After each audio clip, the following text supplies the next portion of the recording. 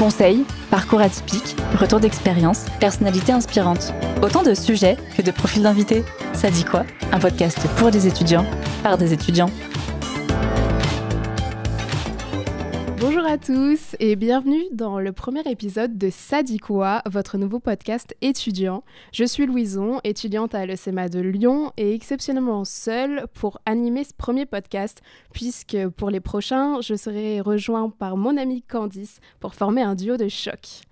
Alors pour lancer ce podcast et l'inaugurer en beauté, nous avons décidé d'aborder un thème vaste et inspirant, l'entrepreneuriat. Et pour ce faire, je suis accompagnée de deux invités de choix. Et pour cause, je reçois aujourd'hui deux alumni de l'ECMA, animés par la fibre entrepreneuriale et au parcours très différents, qui vont nous partager leurs expériences, nous donner leurs conseils et nous garantir un échange riche en perspectives.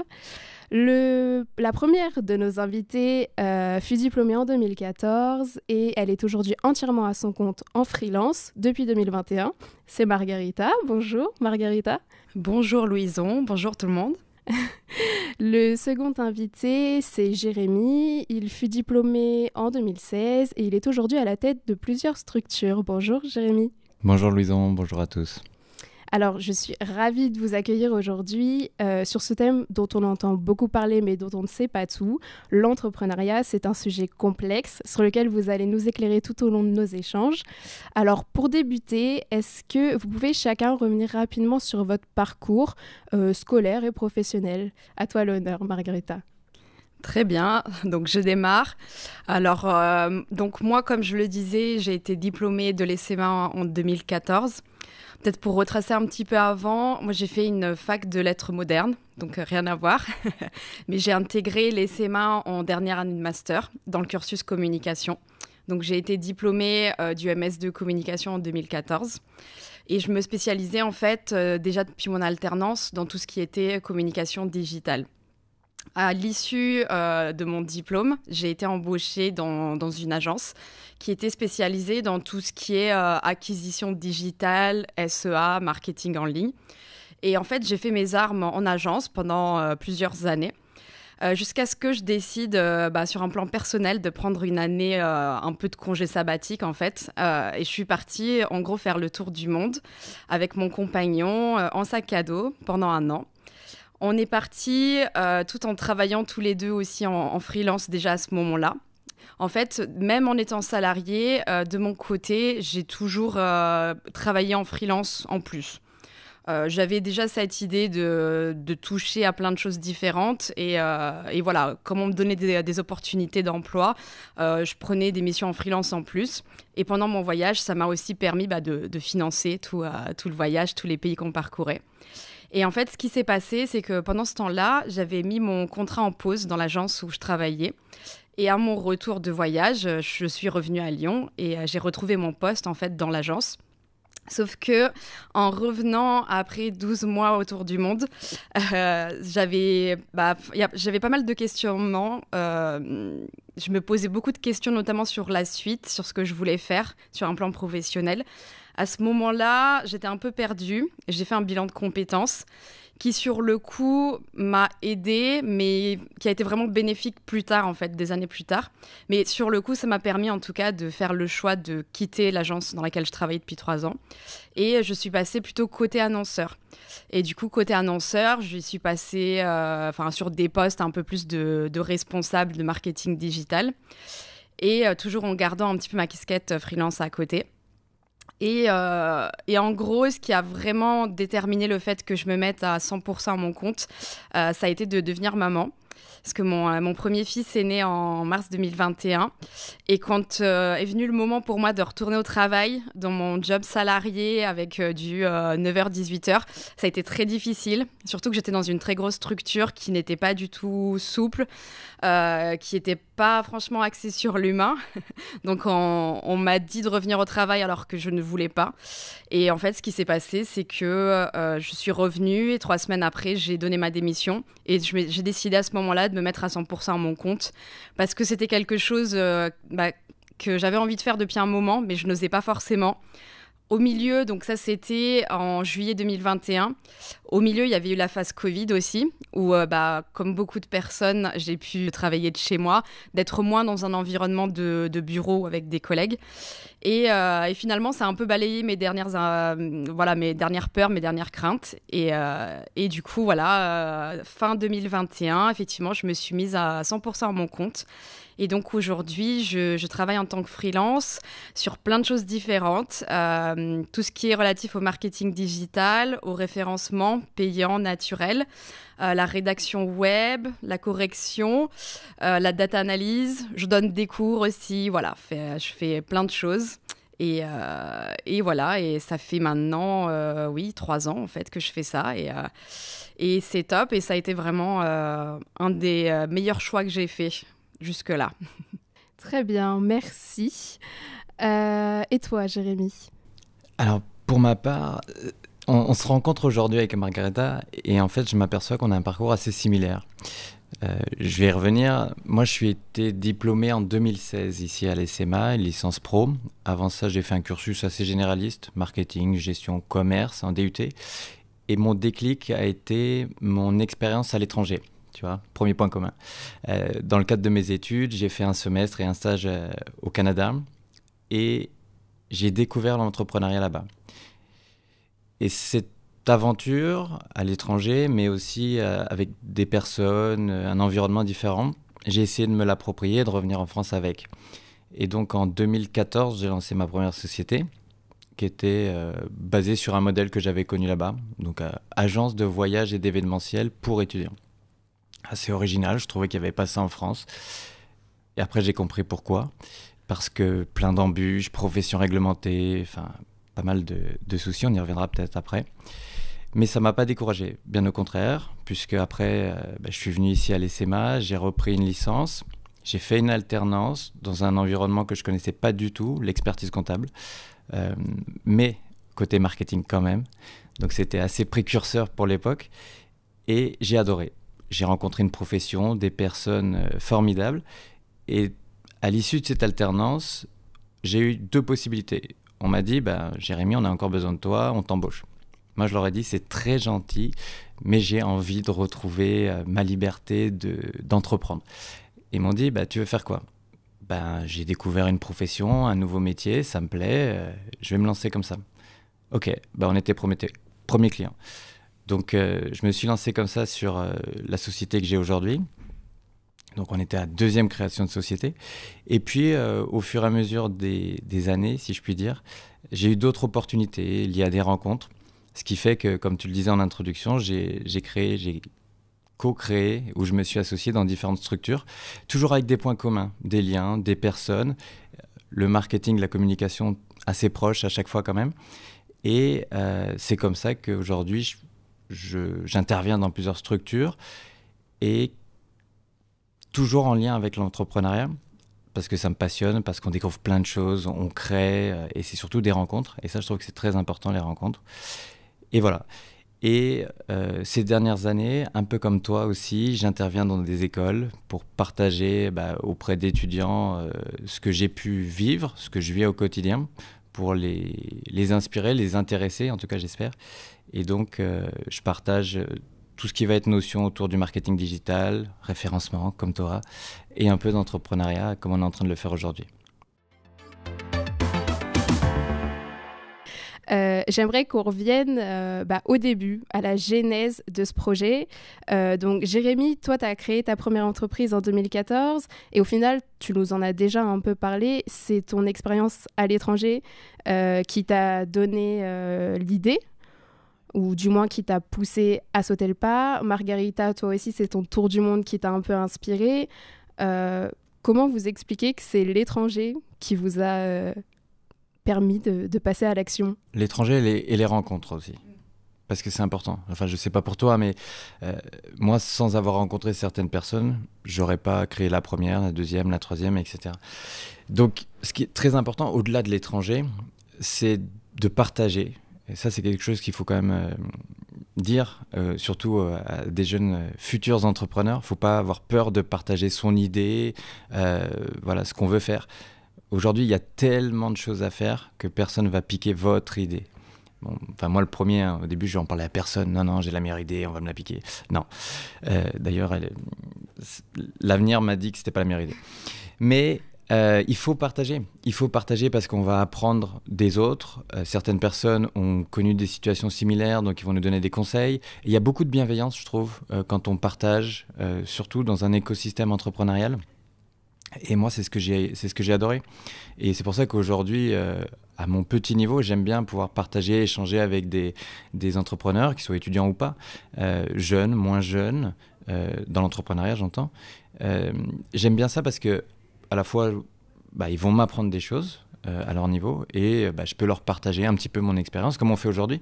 Et je trouve que elle est là la vraie valeur dans ce qu'on va retenir.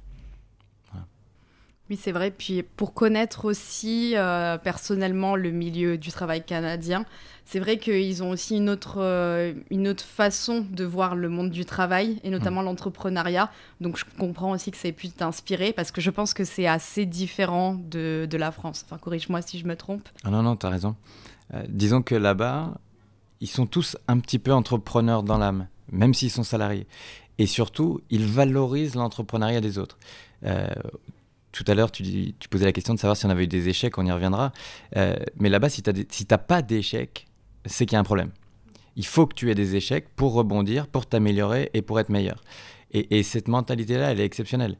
Malheureusement, parfois, en France, on est un peu pointé du doigt quand on a des échecs. Et surtout, on n'ose pas le dire. Et je pense que c'est une erreur. Voilà. Même si la France est une terre d'entrepreneuriat, favorise l'entrepreneuriat, il ne faut pas avoir peur de dire parfois qu'on s'est trompé, qu'on a échoué, pour faire mieux la prochaine fois. Très bien, donc ne pas avoir peur de partager ses idées, ne pas avoir peur de l'échec. Est-ce que avant d'avoir ces expériences à l'étranger, vous aviez toujours, depuis petit, depuis vos études, été attiré par l'entrepreneuriat ? Est-ce que Margarita, pour toi, c'était une option d'un jour te dire je serai 100% en freelance ? Alors non, absolument pas. Surtout que, comme je le disais au début, j'ai fait un parcours assez généraliste. Enfin, moi, j'ai eu un bac littéraire à l'époque où ça existait encore. Ensuite, j'ai fait une fac de lettres. Donc, j'étais pas du tout dans toutes ces réflexions-là. En fait, moi, ce qui s'est passé, c'est que j'ai bifurqué de la fac de lettres au diplôme de communication, notamment parce que je ne voulais pas être prof. Ce qui est assez drôle, si on refait le lien maintenant sur ce qui m'occupe principalement. Mais non, je n'avais pas forcément ces considérations-là. Moi, je me voyais plus déjà travailler dans le milieu littéraire. Donc au final, j'étais traffic manager, je gérais des chiffres toute la journée. Donc déjà, il y a eu un truc qui s'est mal passé à ce moment-là. Mais non, j'avais absolument pas ces considérations. Et même ne serait-ce que le principe de l'alternance, je l'ai découvert très tard. Parce qu'à l'université, en fait, on ne se met pas du tout dans le milieu professionnel. Et moi, ça a été notamment ce que je déplorais. J'avais effectué un stage facultatif et c'était pas du tout aménagé pour. J'avais des cours magistraux en même temps que mes horaires, c'était pas du tout organisé. C'est pour ça qu'à l'époque, j'avais bifurqué à l'ESMA. Et c'est aussi grâce à l'alternance, pour ma part, que j'ai eu ces premières notions justement d'entrepreneuriat. C'est en fait quand j'ai vraiment découvert le monde professionnel, concrètement, en travaillant dedans, en étant salarié, que du coup, j'ai commencé à m'ouvrir aussi à tout ce qui était freelance, statut d'entrepreneur et tout ce qui est hors salariat, en fait. Toi, Jérémy, tu avais déjà un peu cette fibre Pas du tout. Alors, si tu poses la question à ma mère, elle va te dire qu'elle l'a toujours su, parce que petit, j'étais sur les marchés, je vendais tout et n'importe quoi. Mais en réalité, pas du tout. Quand j'ai terminé le lycée, mon seul souhait, c'était de travailler dans la finance. J'y suis pas. Alors, j'y suis un peu... peut-être avec les experts comptables que j'accompagne, mais en réalité, j'y suis pas du tout. Ce qui est très marrant par rapport à ce que tu disais, Margarita, c'est que moi, je sors d'un bac S, donc les chiffres, et je me retrouve à travailler autour des mots, de la sémantique toute la journée. Et j'ai fait l'inverse. Et autant dire que j'étais très, très mauvais en français pendant toute ma scolarité. Donc c'est pareil, voilà, les opportunités, la vie fait que on n'est pas forcément là où on aurait pu penser. Donc non, j'étais pas destiné à devenir entrepreneur. Dans ma famille, il y en a pas. Ça a fait peur au début quand j'ai dit papa, maman, je viens d'être diplômé, je lance ma boîte. Les deux m'ont regardé. J'ai vu le vide dans leur regard parce que là ils se sont dit ok, qu'est-ce qu'il nous fait? Comment il va vivre? On ne sait pas ce que ça va faire. Enfin, bref. Et voilà. Et comme tu disais tout à l'heure, ne pas avoir peur. Je pense qu'à ce moment-là, j'ai pas eu peur. Et surtout, je le regrette pas. Je le regrette pas. Et c'était juste le démarrage d'un long parcours. En tout cas, je le souhaite. Et voilà, il fallait se lancer. Mais c'était pas inné ni destiné au départ. Et justement, au moment où il a fallu se lancer, est-ce que vous avez fait ça progressivement en gardant un filet de sécurité ou vous avez tout lâché d'un coup? Justement, j'étais en train de t'écouter et je me disais que toi, tu y étais allé d'un coup, alors que moi, je l'avais fait de manière très progressive et que justement, j'ai attendu vraiment de me sentir prête et de plus ressentir de barrières psychologiques ou de freins. Parce que pour le coup, voilà, donc ma structure, je l'ai créée en 2017, la première. Et à l'époque, je faisais vraiment ça en plus. C'est-à-dire que j'étais dans des métiers, voilà, vraiment à acquisition digitale, où je faisais des choses très spécifiques. Et comme j'avais un parcours de communication global, j'avais toujours envie de retrouver d'autres choses. Donc voilà, je faisais du community management, de la rédaction web en plus. Et j'ai commencé comme ça, je l'avais toujours un petit peu en fil rouge. J'acceptais des missions selon ma charge de travail aussi dans mon CDI. Et lors de mon voyage, du coup, j'ai pu tester, pas à 100%, parce que le but, c'était quand même d'être dans le voyage, quoi, de profiter. Mais j'ai pu le tester aussi dans un cadre différent, en étant 100% en remote, pour le coup. Et déjà, j'ai commencé à me dire que c'était quelque chose qui pouvait me convenir. Tu parlais tout à l'heure justement de pourquoi est-ce que le voyage, ou l'étranger, ça pouvait nous ouvrir sur ces sujets. Parce que je pense qu'en fait, ne serait-ce que découvrir une autre culture ou échanger avec d'autres gens, ça t'ouvre sur plein de sujets. Et évidemment, on se questionne aussi sur soi-même, sur ses aspirations, que ce soit personnelles ou professionnelles.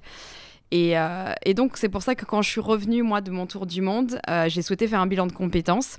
Mais à l'époque, je ne me sentais pas encore prête à 100% à tout lâcher. Parce que je ne savais pas trop ce que ça pouvait donner. Je ne savais pas trop comment est-ce que je voulais diriger ce que j'allais faire. Donc, j'ai préféré encore un peu assurer le coup en tant que salariée. Et après, je pense que pour ma part aussi, la période Covid aussi a aidé à démocratiser un peu cette tendance en fait à travailler pour soi ou de manière différente en tout cas. Et après vraiment, par contre, voilà, quand j'ai décidé d'y aller, effectivement, j'ai démissionné. J'ai pas essayé de négocier avec mon employeur parce que déjà je savais que ça n'allait pas le faire. Et j'avais pas envie en fait qu'on me dicte à quel moment j'allais devoir partir, voilà, sur certaines conditions. Personnellement, quand j'ai quelque chose en tête, il faut que j'y aille, il faut que ça bouge. Donc voilà, quand j'ai senti que c'était le bon moment, je me suis lancée, voilà, j'ai démissionné, donc j'avais pas de filet de sécurité. Et pour autant, ce qui me fait dire aujourd'hui que c'était le bon moment, c'est que ça a bien marché tout de suite. Je touche du bois, ça marche encore bien aujourd'hui. Mais en fait, par le bouche à oreille, j'ai trouvé des clients tout de suite. J'ai commencé à travailler à temps plein très vite. Et voilà, je me suis dit à ce moment-là, si ça se fait comme ça, entre guillemets aussi facilement, c'est que c'était la bonne décision à prendre. Toi, Jérémy, c'était peut-être un peu... moi, rapide. disons que j'avais rien à perdre. J'avais rien.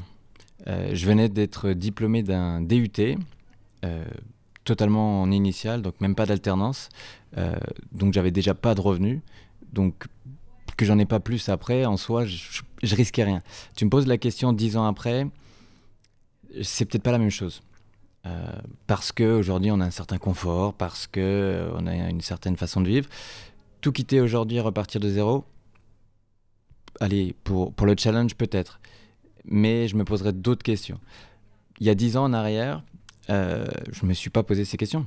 Parce que ça pouvait être qu'un plus. J'avais jamais connu le salariat.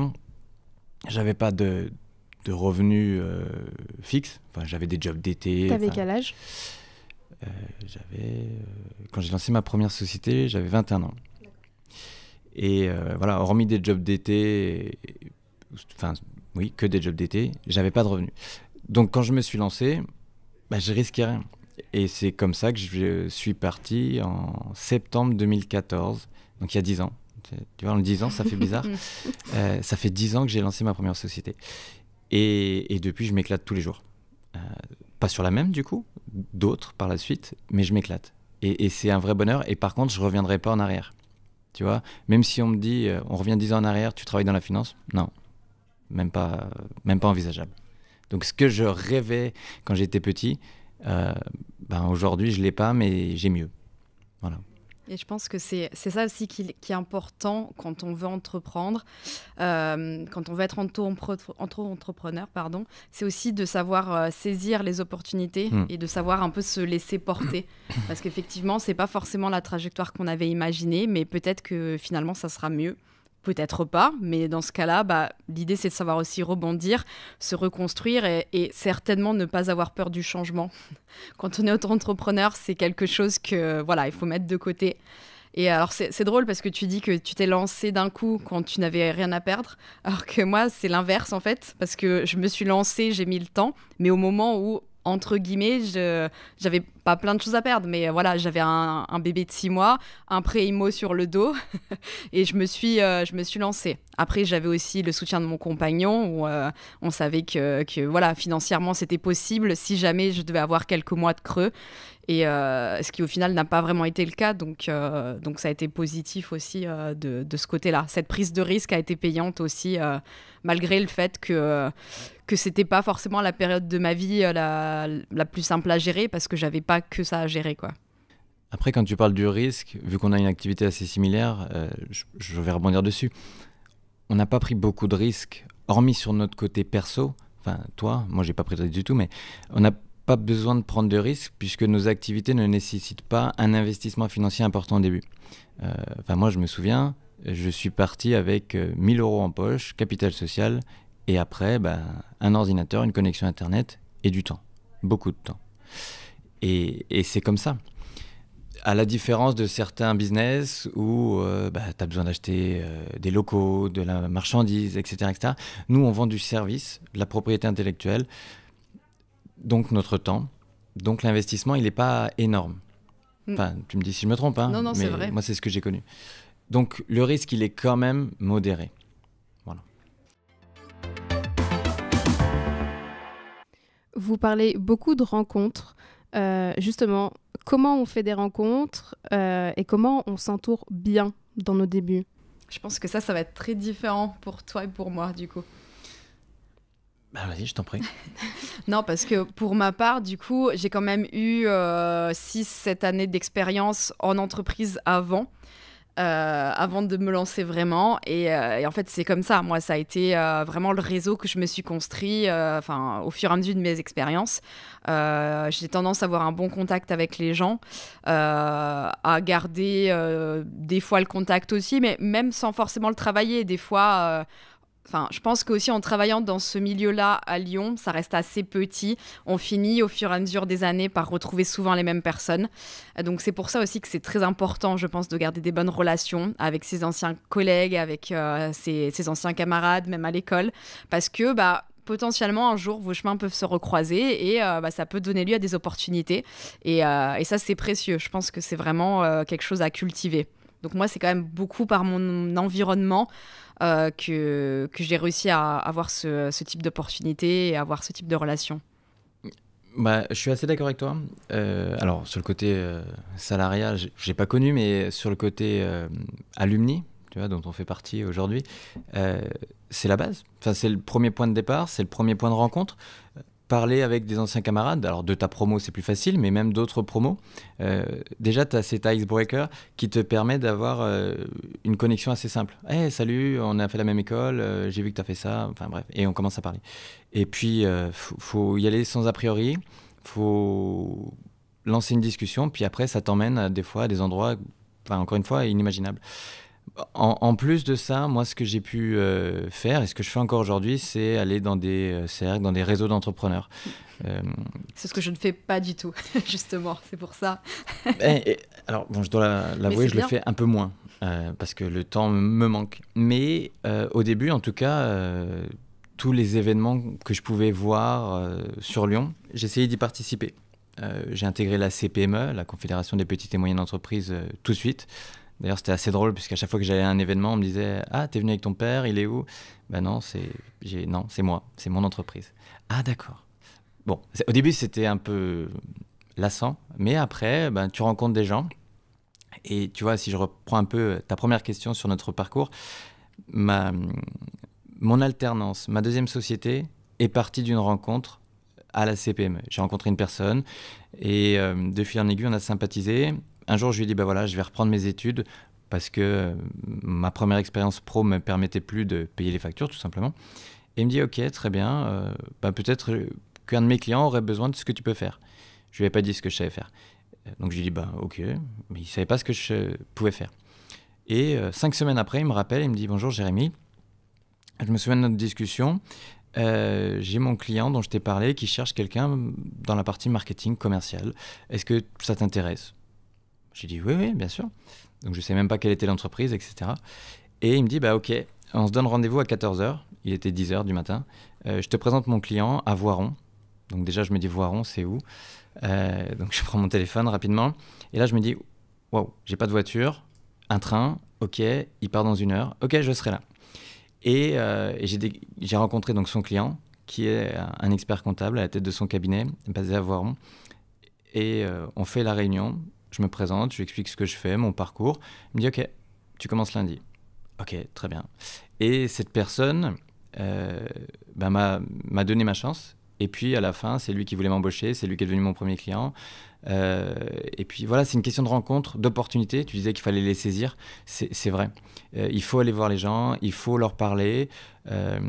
Il faut aussi savoir donner.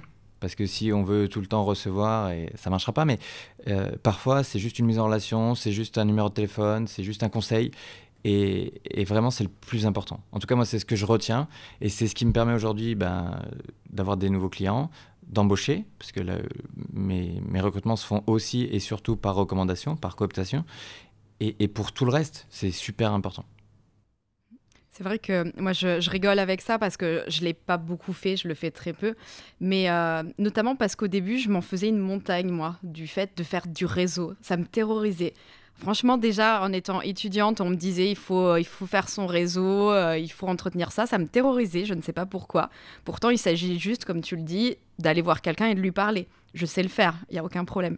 Mais ça me terrorisait d'avoir un peu, je ne sais pas, cette intention derrière, peut-être, qui était de... Je sais pas, en fait. Honnêtement, ça me stressait beaucoup. J'avais même suivi des ateliers sur ça, en ayant des conseils que je n'ai pas du tout suivis non plus.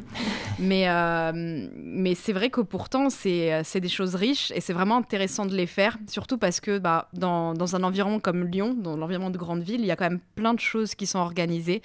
On peut croire au début qu'être auto-entrepreneur, c'est être seul, du moins au début. Il y a une partie où c'est peut-être vrai, mais de moins en moins, je trouve. En fait, on n'est pas obligé de s'isoler, on n'est pas obligé d'être seul dans son coin. Au contraire, on peut sortir, on peut rencontrer des gens qui sont dans les mêmes problématiques que nous. On peut rencontrer des gens qui ont des expertises complémentaires. Et il y a plein de choses qui sont créées aujourd'hui et qu'on peut trouver pour créer du lien, en fait. Que ce soit, comme on disait, pour créer des opportunités de business, mais aussi pour se soutenir, pour avoir des conseils sur comment se développer, sur telle ou telle chose. Et c'est vrai que moi, à l'époque, je sais que je m'en faisais une montagne. Et c'est pour ça que je suis très peu allée à ce genre d'événements. Mais en fait, ne serait-ce que s'organiser des after-work ou quoi avec des connaissances qui sont freelance, en fait, c'est faire du réseau. Ou ne serait-ce que aller aux événements des 10 ans de l'ESSEMA et revoir des anciens camarades, c'est faire du réseau. Et aujourd'hui, oui, ça me fait rire de me dire que ça m'a stressée pendant très longtemps, alors que en fait, c'est la chose la plus naturelle qui soit, de créer du lien avec les gens, quoi. Il y a quelque chose d'important dans ce que tu as dit, c'est que parfois, on est un peu seul. La solitude du dirigeant, de l'auto-entrepreneur, elle est là. Et c'est pas facile à vivre au quotidien de se dire attends, on arrive à la fin du mois, il me manque un peu de trésor, comment je vais payer ma facture, là j'ai un problème avec un salarié, comment je résous ça, là j'ai un client, ça se passe mal. Bref, on a des problèmes au quotidien. Alors il y a beaucoup de points positifs aussi, mais on a aussi des problèmes. Et quand tu parles à d'autres entrepreneurs, chefs d'entreprise, auto-entrepreneurs, peu importe ce qu'ils font comme métier, ce qu'ils vendent comme produit ou service, les problématiques, on les partage tous. On n'est pas le seul ou la seule à avoir ces problèmes-là. Il faut en parler, il ne faut pas avoir peur. Tu vois, ce que je disais tout à l'heure, l'échec. Il ne faut pas avoir peur de dire je me suis trompé, j'ai échoué et je recommence.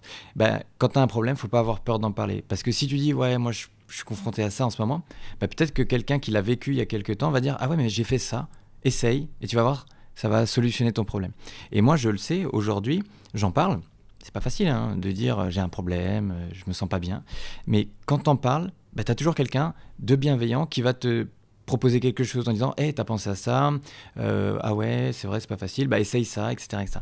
Et tout seul, tu peux pas. Donc il faut que tu en parles à d'autres personnes qui potentiellement ont connu ça, ont vécu ça. Et tu verras, l'entrepreneuriat, c'est un petit monde en fait. Et tout le monde se soutient. Et c'est ça qui est génial, je trouve. Et tu apprends énormément et ça solutionne beaucoup de problèmes aussi. Alors, vous m'avez déjà cité beaucoup de qualités à avoir. Ma question, c'est quelles sont les qualités à avoir pour être entrepreneur et est-ce qu'on peut tous être entrepreneurs ?